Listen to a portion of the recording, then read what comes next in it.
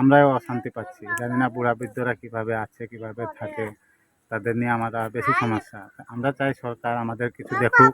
মানে চা বাগানগুলোতে, অনেক চা বাগানে টাকা দেয় না, বেতন নাই, 9 মাস 10 মাস হয়ে যাচ্ছে।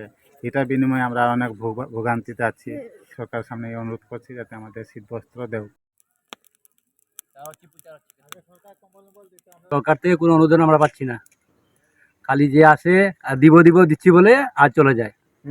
খালি ভোটের সময় আসে, আর কোনো দেখা সাক্ষাৎ নেই। আমরা প্রচুর ঠান্ডায় ভুগতেছি।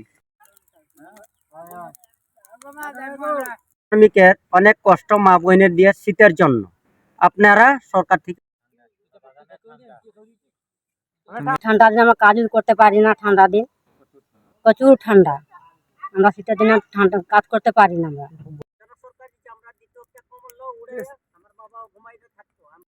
চা বাগানে আমাদের শীত বেশি, কুয়াশা ঝাপসায় আমরা আগুন ধাপায় থাকি। আমাদের যদি সরকার অনুদান করে, থোড়া আমরা চা শ্রমিক গরিব মানুষ বাঁচব।